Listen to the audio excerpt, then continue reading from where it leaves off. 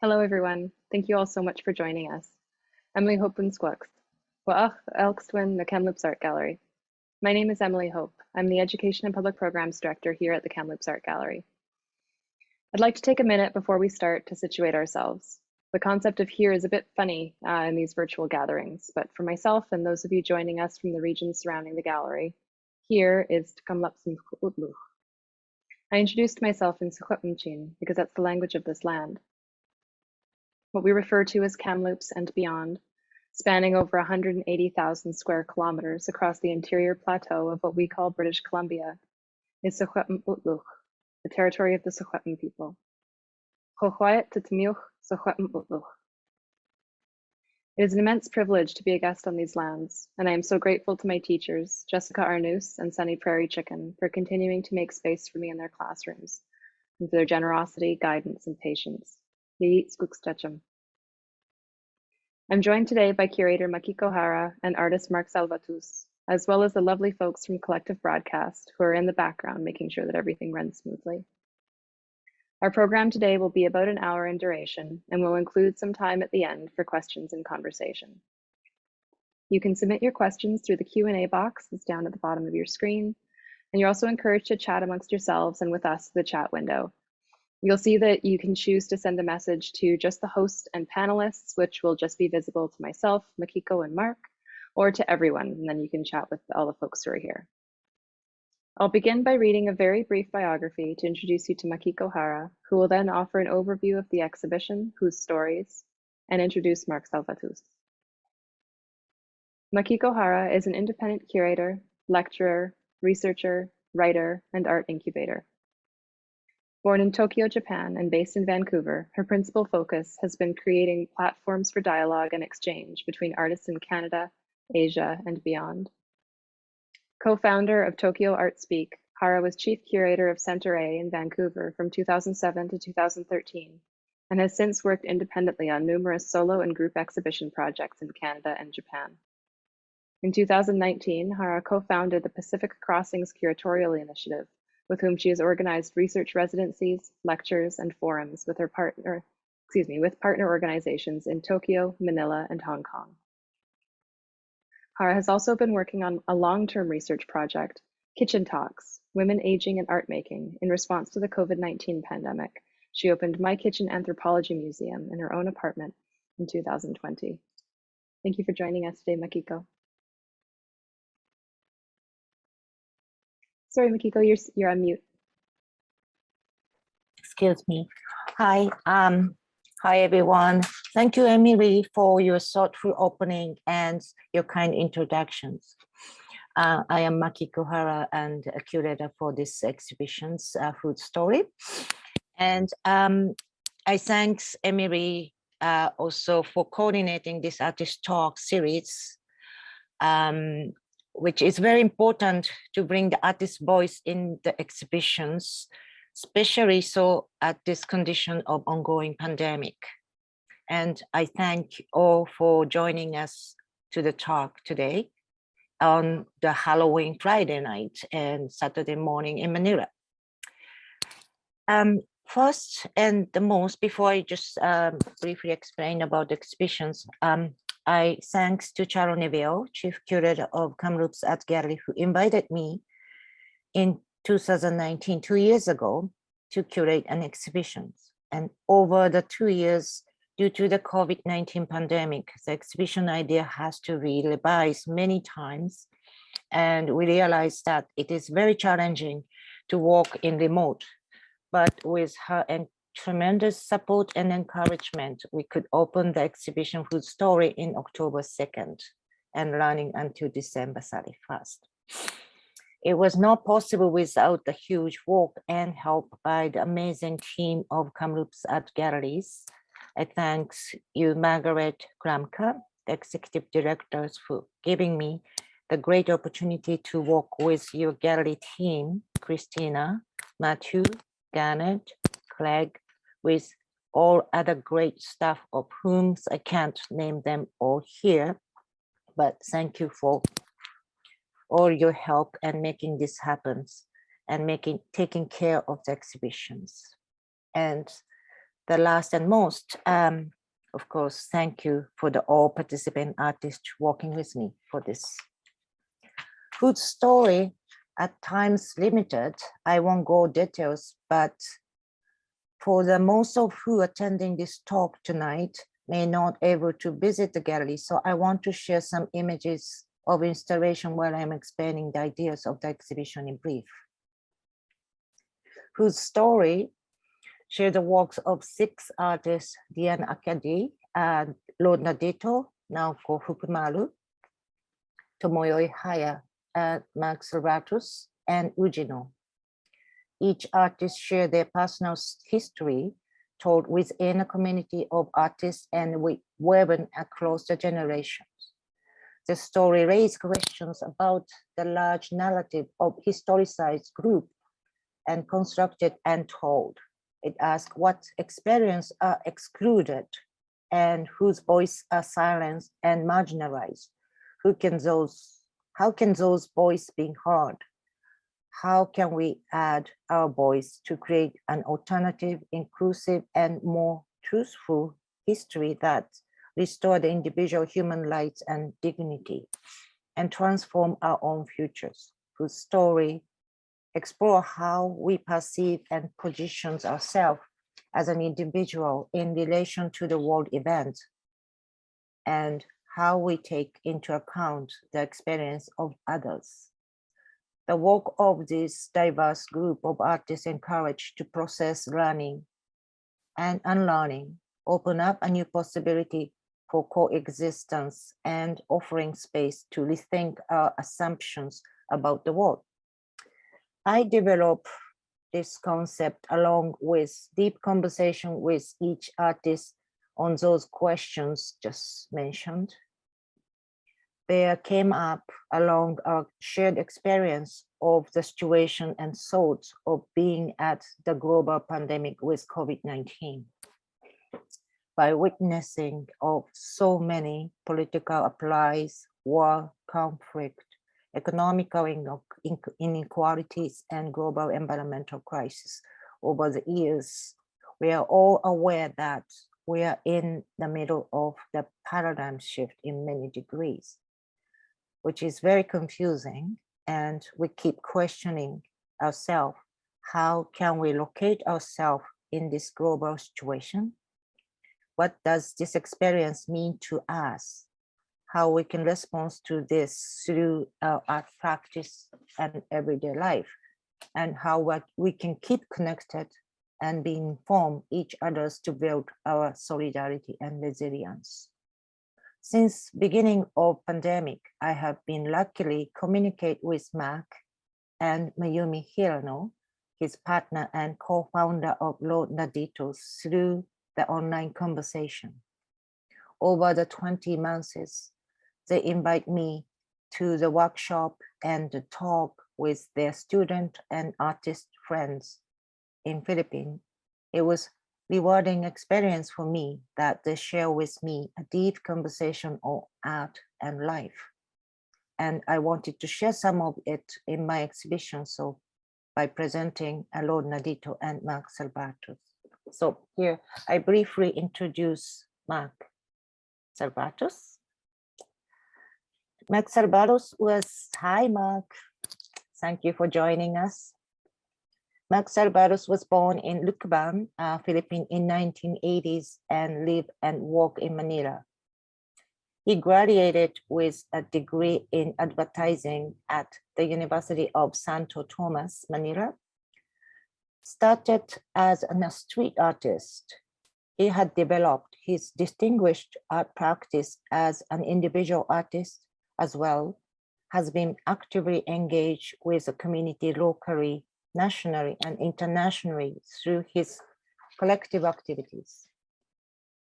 His work has been presented numerous international solo and group exhibitions, including Soldier Biennale in 2019, PCAN Pavilion at Gwangju Biennale 2018, National Museum of Modern and Contemporary Art in Seoul, Mori Art Museum in Tokyo, Philippine Pavilion in Venice Architecture Biennale in 2016. Mark's work across the multiple medias using object photography, video, installation, and participatory project to present the different outcomes of energies, meanings, and experiences. He deals with the debris of everyday politics in the city. Remnants of the blue colonial history of the nation in Philippines and its complicated narrative, and the fragments of the constant movement that he is confronting and experiencing. In whose story, we present two installations, Allow na Nakapita Pita, is that correct? That they most eagerly awaited, of which he made in 2020 amidst the pandemic lockdown and travel restrictions. And Museo and Banahaw, his ongoing project, which is both correlated. Through these works, Mark Salvatus explored the symbolisms and culture narratives of the well-known holy mountains, Mount Banahaw, in his hometown Lucban in Philippines. Recalling the complex narrative of echoing the past, present, and futures of Mount Banahaw, the work traverses through multiple relationships of making the world in this time of isolation, pandemic, and repressions by the Filipino present fascist regime, which I believe that Mark discussed more of the conditions. Marx shared the unprecedented impact of COVID-19 pandemic on his community through his art making. So now it's my pleasure to welcome Mark Salvatus. Thank you, Makiko, for the generous introduction. Thank you very much. Also to Emily and Charo, and also to the Kamloops staff for taking care beautifully the exhibition. So I will share you my slides.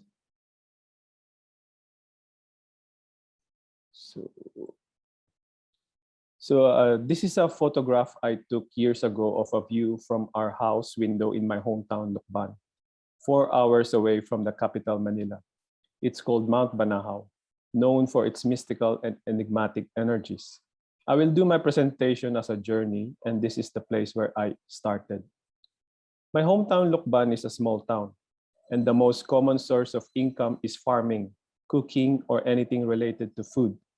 Growing up, I'm exposed to the harvest tradition of pahiyas, literally called decor, to decorate a Thanksgiving of bountiful harvest every summer. From vegetables, fruits, local foods, and crafts, houses are adorned with colorful and locally sourced materials to celebrate for one day. Originally a pagan tradition of offering to the gods and goddesses and to nature, it was converted into Christian celebration by the Spanish colonizers by offering the harvest to a saint called San Isidro Labrador, the patron saint of farmers. The festival was a big influence for me as a young child, participating in the yearly festivity that the whole community is involved.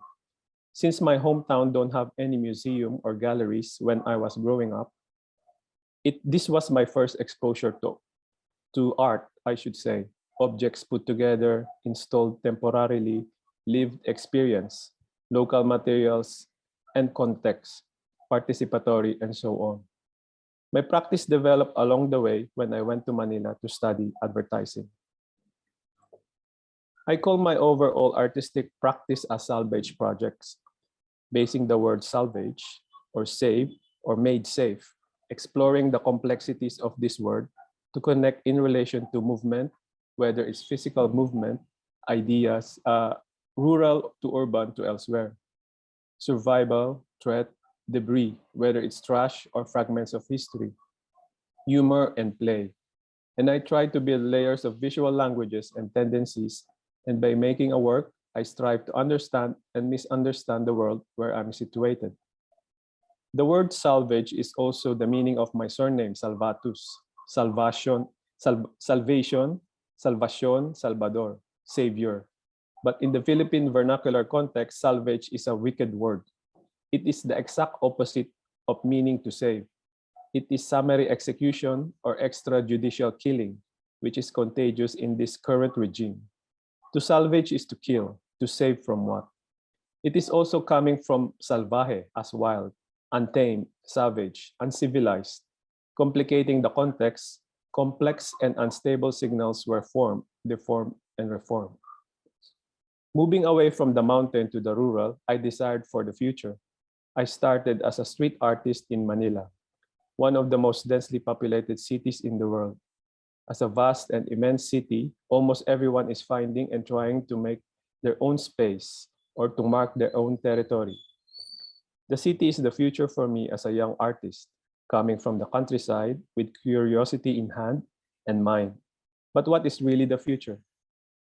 I call myself Boy Agimat, a triangular eye that sees the city in many different ways, trying to be visible and invisible at the same time, receiving the inspiration and frustration of the capital in my own eyes. In Philippine folklore, agimat or amulets are used as personal protection from bad spirits, a charm for good luck, and was used in several local rebellions against the colonizer Spain, and other armed struggles in the 60s and 70s. A medallion or a piece of cloth, an object of belief, belief as an act of survival.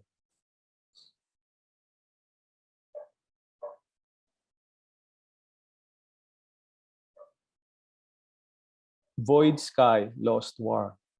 Booze, steal, fine man. Ask mom, no porn. The divide is obvious with the destruction and construction of what is better to place to live. The city originally came about as a project of the future, according to Boris Groys. People moved from the countryside into the city to escape and look for a better future, marking as a form of existence, individually and collectively, even if it's anonymous, collecting poetry of unknown tags in the streets that wants to be seen or heard, talking walls, echoing surface, a collective haiku, building an idea of play that everyone is part of the game, understanding a sense of I am here or we are here that is always misunderstood, a ghost writer. I found myself working in communities, neighborhoods, and cities. Traces were collected from random passersby, objects that are attached on their bodies, inside their pockets, inside their bags, on that particular moment, and wrapping it on the wall as a collective imprint on a communal wall, as cavemen told their stories thousands of years ago. Wrap is revealing our contemporary way of life through traces of objects, wrapping as marker, wrapping as preserving. But at the same time, it's temporary. As pencil drawings on the wall, tracing and wrapping went to different places as migrant, a transient, temporary, but leaving an imprint that will also be gone. A human act of existence, belongings as traces, belongings of where to belong. Where do we belong?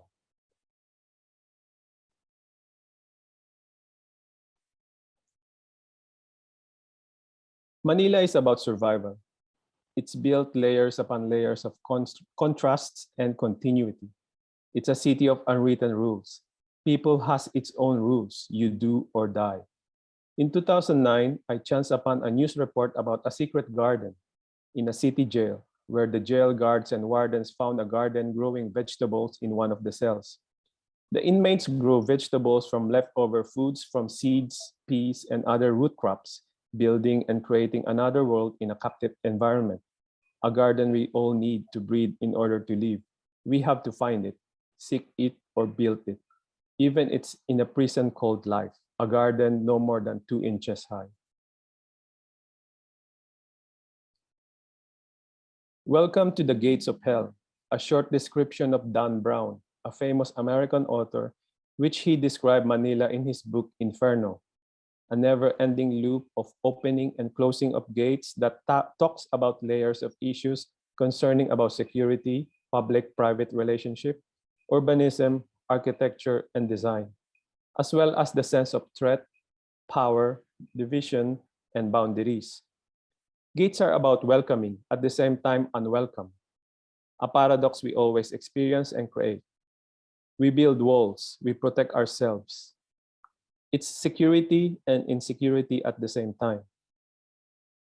What's behind the gates, the walls we create, we divide? It's also a decoration. That dominance is presence.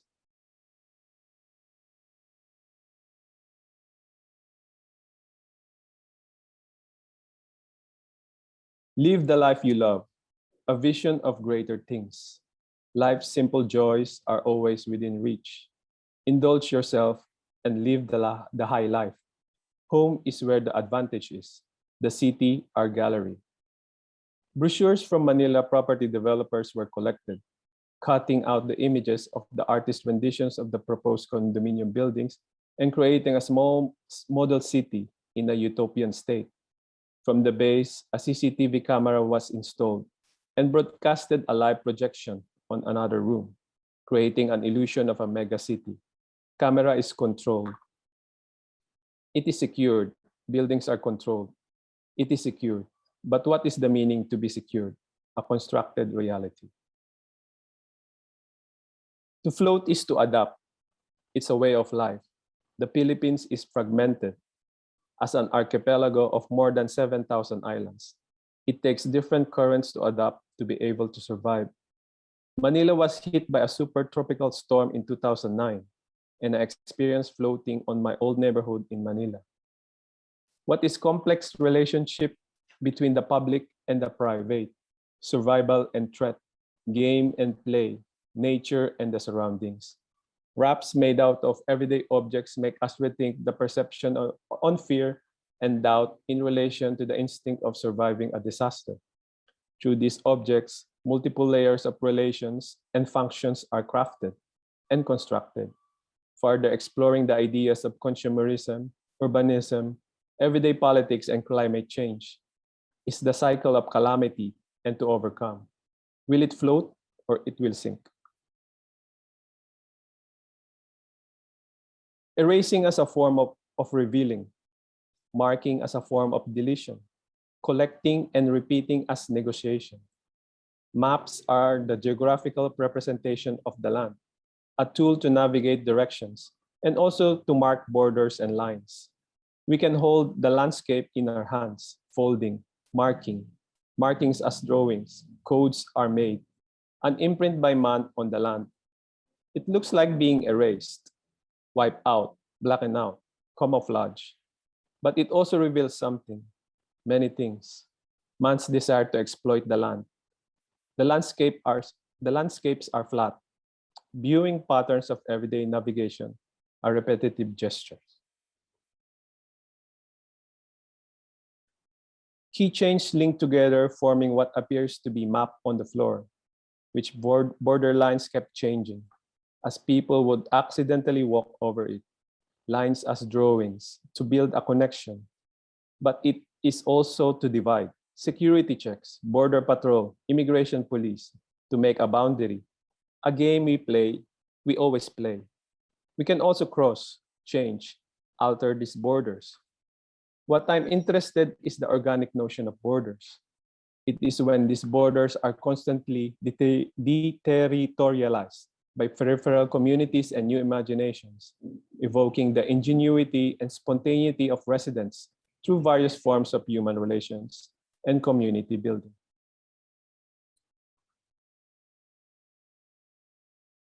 An accessory of power, dominance, and survival. Used army uniforms and clothes with camouflage patterns were collected from different thrift shops and secondhand shops in Manila, called ukay-ukay. When translated into English is dig, dig. Repeating the word dig or to excavate, the act of digging is synonymous to land extraction. Most of the clothes from ukay-ukay come from countries like Canada, US, Korea, or Hong Kong, as donation or as an excess to be exported to developing countries like Philippines. The distribution of these excess clothes become very common in almost every cities and towns. The camouflage pattern hides the threat from beneath the surface by using its dazzle to confound the viewer into submission, as decoy, to think of something else, likened to animals to survive, and to attack in an arena of game of life. It is contesting for ownership of space, for a piece of property, or to monopolize resources. The camouflage pattern is to blend to the surrounding, to disguise the agenda of the land.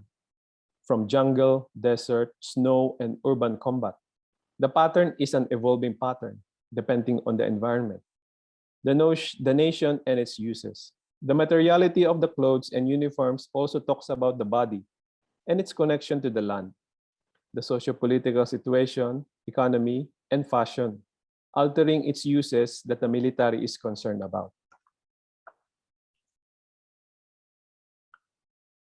Making a mark or territory is not anymore physical, but also virtual and digital. It's also about landscape, digital technology, and body. Human Condition was inspired by René Magritte's La Condition Humaine, or the human condition, and the local revolt against the Spanish colonizers led by Hermano Pule in my hometown in Lucban. He was a Filipino religious leader who founded and led the Confradia de San Jose, Confraternity of St. Joseph. The Confradia was established in 1832 in response to the racially discriminatory practices of the Catholic Church in the Philippines. During the Spanish colonial period, Catholic religious orders refused to admit native Filipinos as members. In retaliation, Pule established his own religious order, which was exclusive for native Filipinos. They also incorporated elements of pre-colonial pagan beliefs, such as the use of agimat, anting-anting, or amulet. Hermano Pule was captured and executed by firing squad at the age of 27 by the Spaniards. The authorities had his body quartered.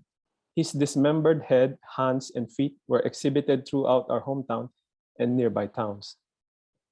Inspired by this local revolution, I looked into the uprising revolt since 1980, from my birth year up to now. I'm studying the connection of the body to the land through revolutions, using Wikipedia and Google Street View to navigate the history and the different locations.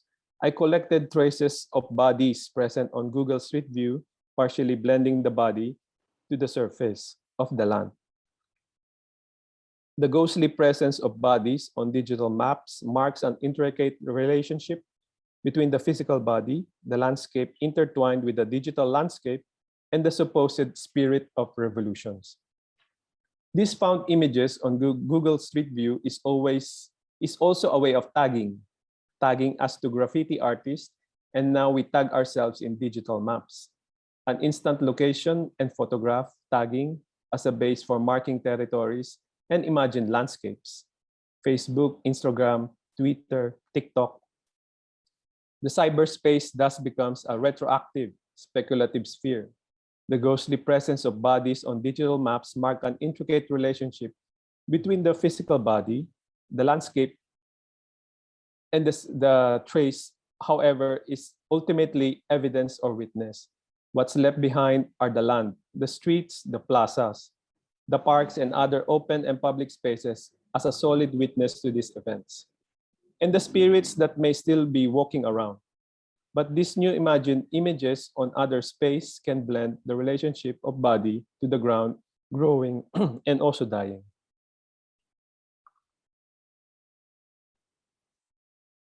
Part of moving is migration, and moving is also about coming back or revisit. Being still is not an option.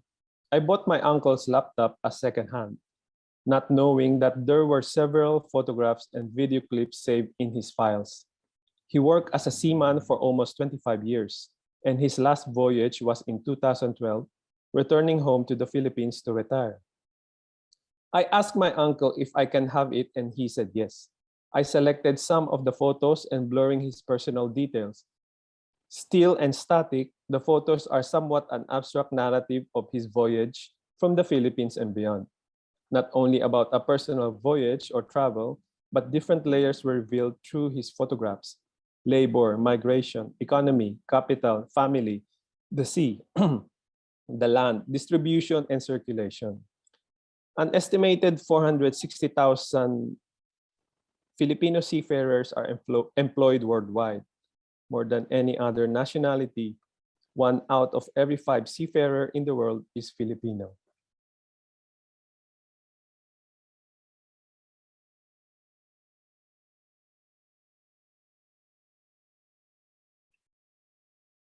Archives as we accumulate experiences, objects that has altered meanings, or a long span of echo that still linger us.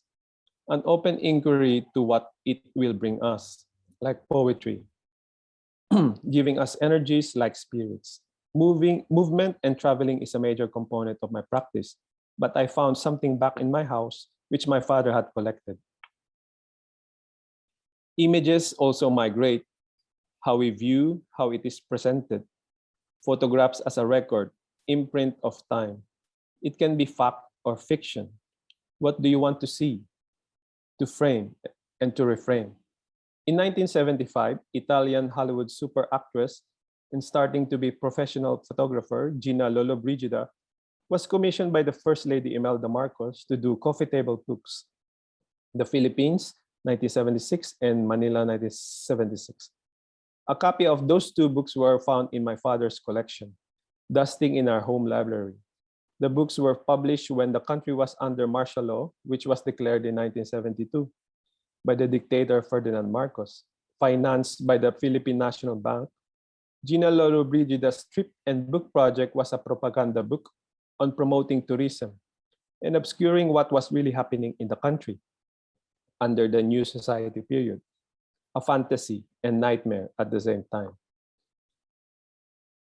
Published in Liechtenstein, the book was limited in copies, with cliché touristic scripted subjects, beaches, farm, smiling people, naked children, and ethnic groups, especially the Tasadais.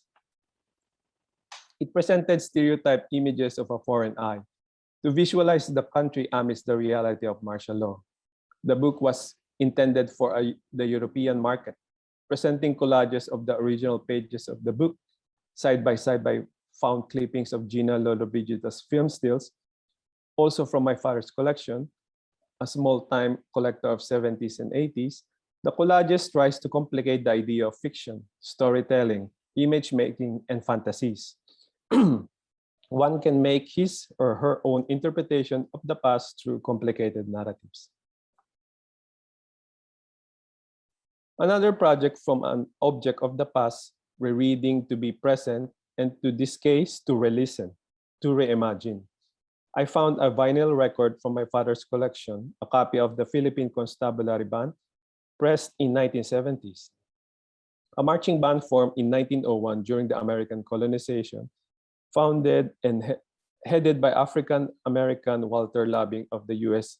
Army 48 Volunteer Infantry. At the 1904 St. Louis World's Fair, the United States featured a human zoo of people from their newly acquired territories, the Philippines, including Cuba and Puerto Rico. The Philippine exhibition involved 1,000 Filipinos from Luzon, Visayas, and Mindanao, who were instructed to dance, sing, and perform rituals, a place where they have no connection at all.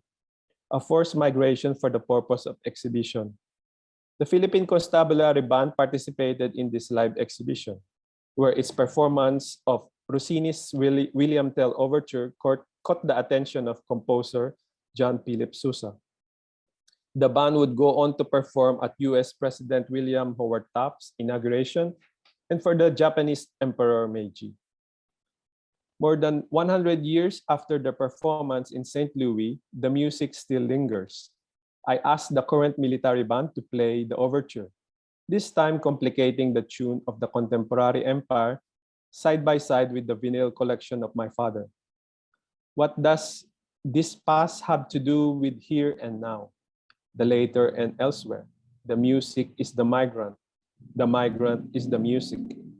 The Philippine Army Band who performed in 1904 in the US is, I consider, the first musicians or entertainers who was sent abroad to entertain, to play cover songs, to dance to us, Western music and popular songs. And today, in every hotels, bars, from Seoul to Dubai, and in cruise ships, you can see Filipino bands or singers covering popular songs for the global demand to entertain. Music, political interest, and the migratory workforce converge to sketch a complex history of labor and influence. The territory is the music, as the music is the self. The same as whistling. Whistling marks an imaginary mark that I am here.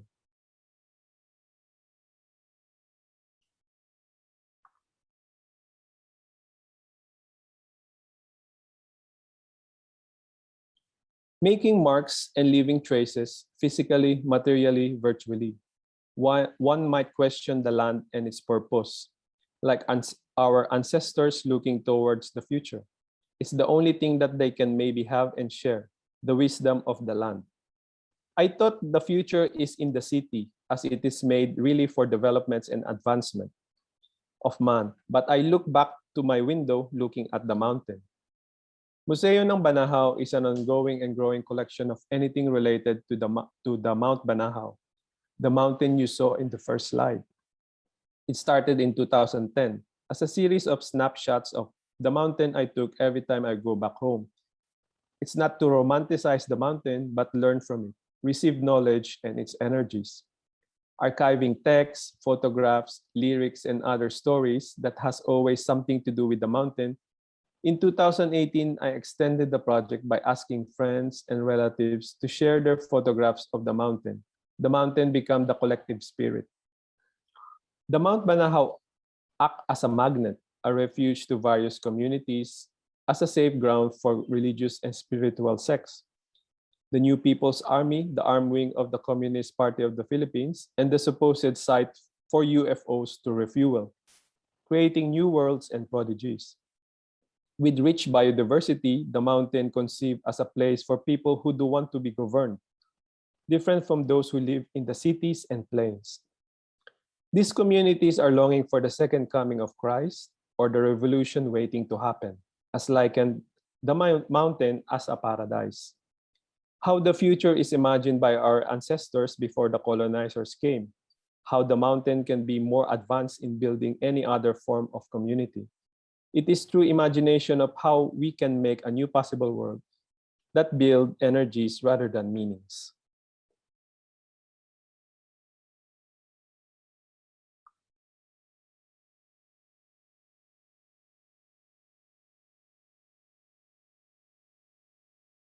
Home exhibition for Yoji, a project that emerged from the pandemic. It is an exercise for me and our son Yoji. His classes were suspended towards the end of their school year last year in March 2020, and summer schooling was transferred online. Yoji cannot go outside under the quarantine law in the Philippines. So he was confined to the house, interacting with us, his toys, his phone, playing games. It was in May last year I started to present everyday objects to him when summer school ended. I presented my temporary constructed objects as sculptures and installations in different parts of the house, and he decides if it's good or not by posing a thumbs up or thumbs down. A quick decision of is it good or bad? It's an act of play. An offline and online project that arises during the crisis, not directly responding but reflecting. An intimate but urgent. As we were restricted of our movements and forced lockdowns, the home became the microecology. It's the psychological, spatial, and the material we share. The home is also the site of care, as well as violence, a setting to be settled, but it's also unsettling. The objects were made only for a day by attaching and installing temporarily, unsecure and precarious are in state. It is unstable, a life that we continuously fix and shift to be able to survive.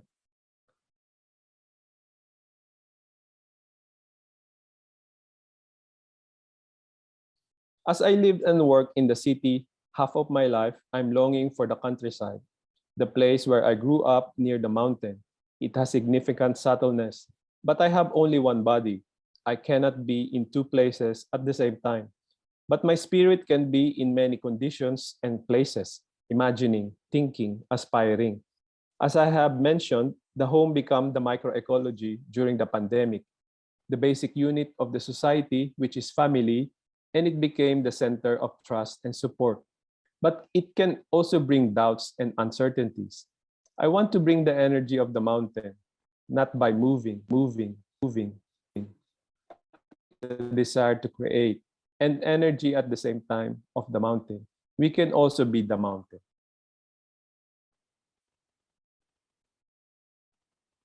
Thank you very much.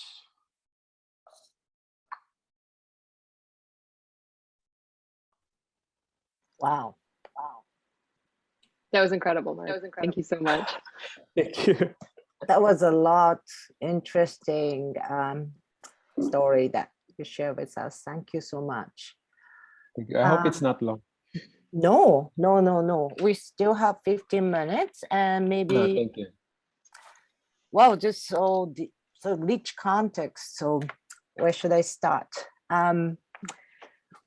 Well, I think it's, well, thank you for sharing. And I forgot to mention that the Mark and Mayumi and also Yoji came to Vancouver in 2019. That's hosted by my colleagues of Pacific Crossing project that Alison Cohen was leading of that your research residency for about months. I wasn't be here, but your experience to come to Canada, and I remember that. And I'm also understand that, Mark, you've been traveling a lot before this world shut down with pandemic, participate a lot of artist residency and working in many different international places. And it's just realized by that your project is in Sarja, for example, that you've been your project, you've been researching many historical archival kind of cross-cultural history and kind of making into the very specific narrative with that particular places. And I'm interested in about some your research method and how you connected the kind of this cross-cultural narrative and constructed. Yeah, thank you for that question. Yeah, I'm not trained as like a history or researcher, but I think what makes me interested on this idea of researching and doing it in a form of artwork or exhibition is I'm curious. So I'm curious about many things that I think that's makes me also continue my practice as an artist and also as an individual is to be curious about the world around you or something like that. And this curiosity challenges me to know more. So I think researching is part of it, but I think the idea of researching also is more maybe casual, not academic. It's more onto the like family archives that is hidden, because in a way archives is kind of have this power.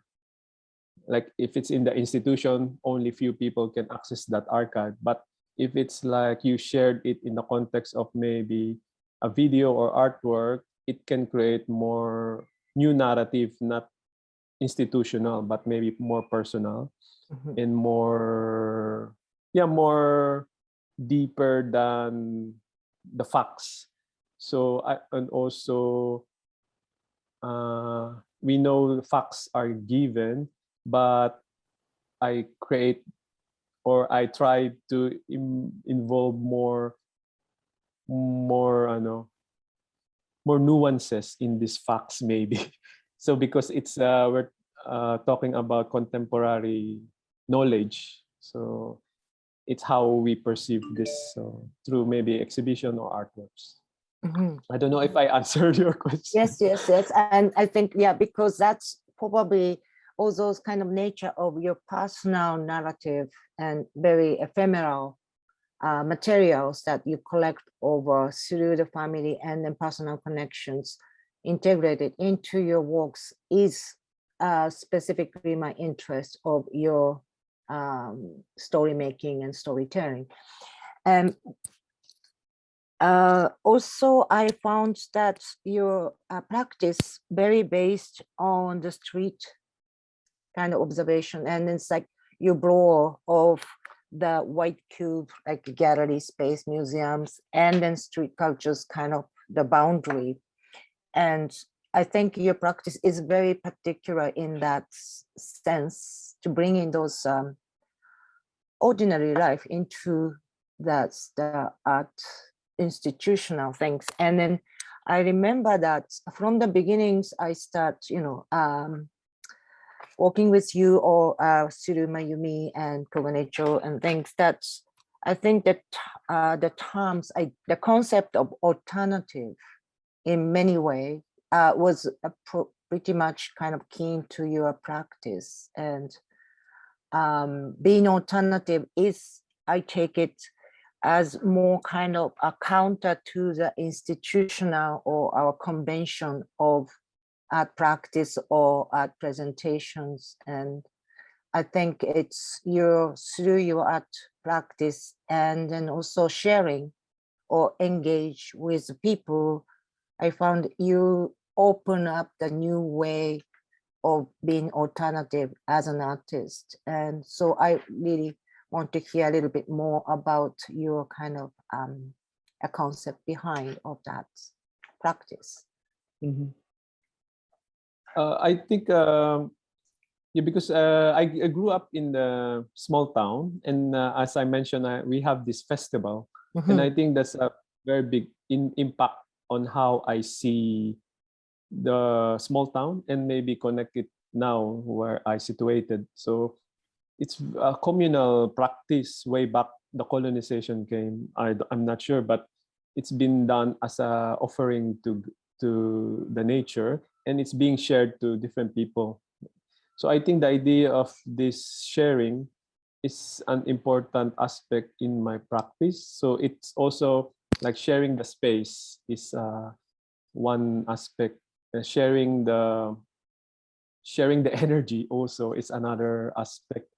And it's not maybe material, but it can create more dynamics when we see an exhibition or project outside the white cube, maybe in the street, like graffiti. And graffiti in the context of its history is because people are the street artists or the graffiti artists is an anti-establishment context that they want to be heard, and they form together as a part of resistance also. So I think street art also becomes part of my, when I was younger, when I can still run from the police, something like that. So this is it's a exciting time or exciting stage of my practice, because I don't only meet artists, I also meet other people while doing because we founded a community of street artists in Manila when we were young, and it opens up to different possibilities. So we work with artists, but we also work with the local people. So in a way, it's kind of like bridging that, because there's a notion of street art or graffiti as a vandalism, but when there's a discussion or even an exchange with someone who is passing by, it can change maybe their perception of why we do it, something like that. So,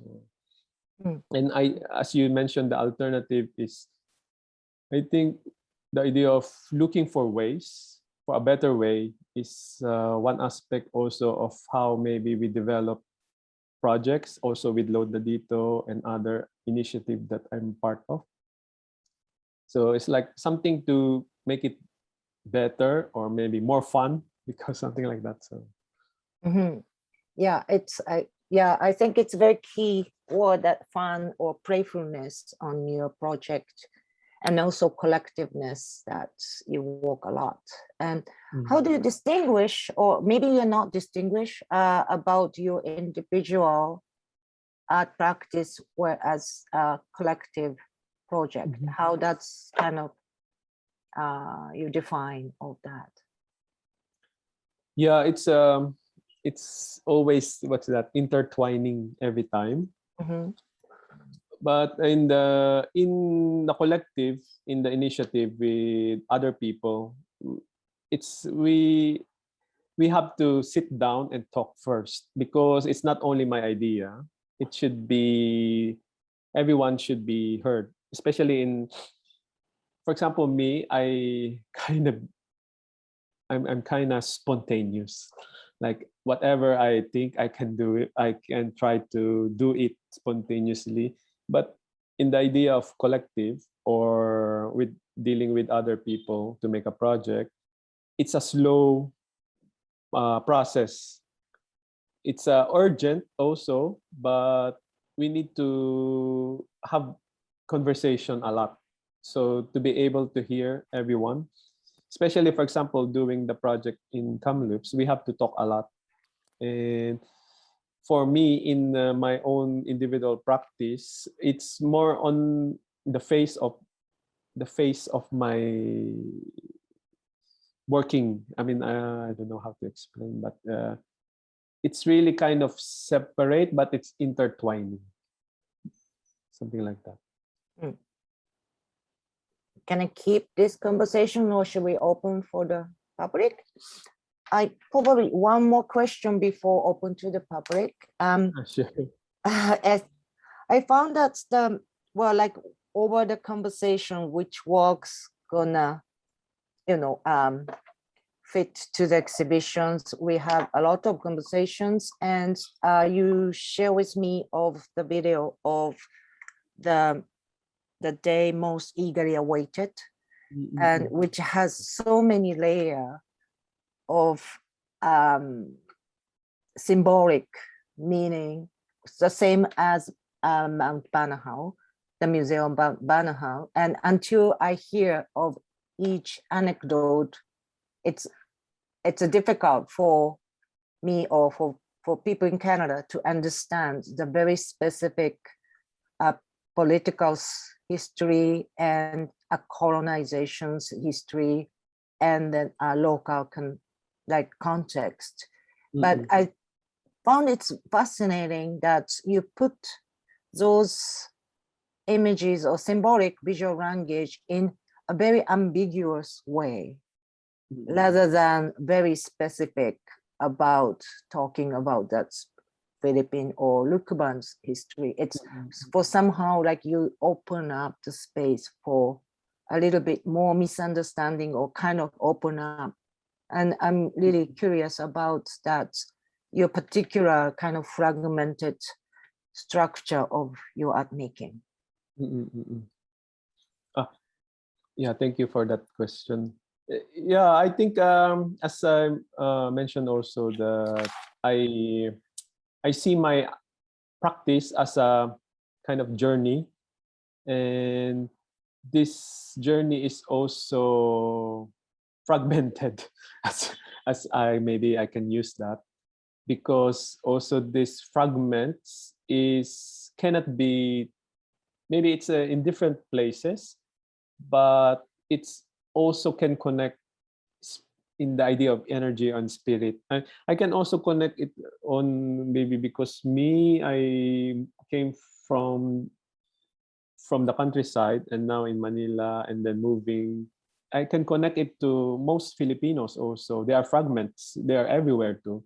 And I think this kind of like nationhood, but there's the idea of maybe one, it's not about being too nationalistic, but you can share this kind of embeddedness with the idea of fragments. So I think also, as you mentioned, the idea of ambiguity in my work is, I like it also connecting maybe to the mountain. When you go there, you kind of get lost in the forest, and that idea is something that you cannot explain. And but it's a fact that there's a mountain or a forest, but you cannot explain that, how to explain in details, because there are insects, there's roots, there's everything. There's some kind of mist. So maybe I can connect my art making as a lost in the mountain, which is interesting because if you go to the city, you can get a map. But in the mountain, maybe I don't know if maybe there's a map, but it's your intuition that guides you. So maybe that's how I consider my sharing my knowledge also. It's not only about the fact that there's a mountain, but sharing the experience and also the energy, because the fact is as the connection to history. If you present fact, it's already been there, like written in the books, but creating as an art piece or artwork, it's you want to not go straight, like maybe you want to go to have a not shortcut but a long cut, to be able to grasp the entirety, maybe something like that.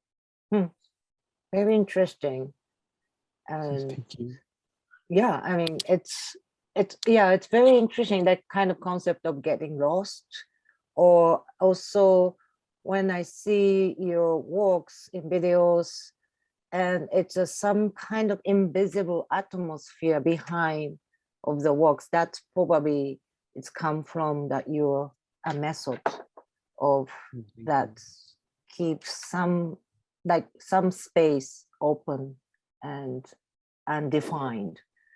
I think it's Charles gave us some question. Maybe can you share? I can. So Charo says, I really appreciate learning more about your practice. The ideas of exchange, energy, in the case of Lod Nadito, literally topping up, and your mention of amulets and interest in the ways the mountain is being occupied by religious groups made me think about spirituality in your work. Is that something you were exploring? I'm not really spiritual, but maybe when I was younger, because my parents are, and growing with grandparents, they are spiritual. But I think it's the idea of spirit is something you believe, like a value, like the spirit of sharing is one thing, and the idea of connectedness, like I also talk a lot with land, because always connected to the mountain and how I grew up. And now I'm in the city, and all in the city is development. And what is development for who? So thinking of that, the spirits are now gone here in the city, as maybe people are living in the concrete and everything. And I think spirituality also is how you believe on something you value. So for me, maybe family is one, like friendship is also, and also neighbors. And this one you can get a lot from conversations, and also from the idea of network. That's network is being used now in the contemporary way as connection. But this idea of net is also some kind of like you want to grab, but you cannot really grab, something like that. So I don't know if I'm making sense. Yeah, Charo added another note saying, yes, connectedness and curiosity. That is the kind of introspection and exploration I was trying to get to. Yeah. Thank you. Yeah. I recognize that we're at our time right now, but I also want to hear more about your practice forever. I imagine that folks who are here listening may also be feeling the same way. So I'm going to pop a link in the chat here, so folks can go and read this really great interview that you gave quite recently. And I will also put a link to the booklet that was created for the exhibition that has some more information about your work that's included in Whose Stories, so folks can go and explore those resources. Makiko, I don't want to cut you off either. Was there anything else that you wanted to Well, ask? no, well, we can continue, but just one last thing, and then maybe you can answer in your next talk as a Lord Nadito too, but I found it's really fascinating to learn of this, like your notion of art making being shifted, I imagine, through this kind of experience of pandemic that's in, and through our conversation over the years that we share a lot about political situations and personal situation with family and all those things, and value being changed. And I think that was very significant into your new works.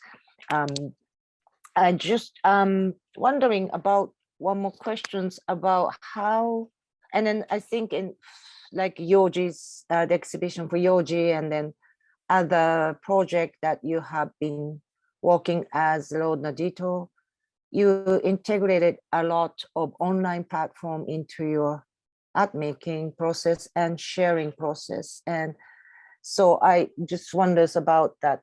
Do you have expanded of your art practice on this social media online? That was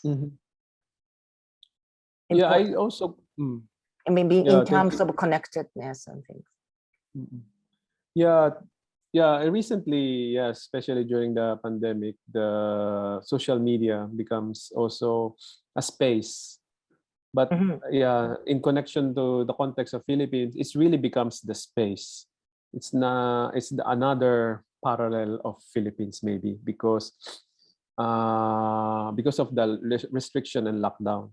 And exhibition making becomes, or production and presentation at the same time is being used in the online platform, which is also generating accessibility to other people who cannot access the original work, but also it's limited because internet connection is not for everyone here. So there's many things involved also, like very political things. Not everyone can access. So, and the online platform becomes also a tool to constantly connect with people, especially during the lockdown, and it becomes like a tool to just to say you're alive, something like that. And it's not maybe I don't know if it will be the future, but now it's being used.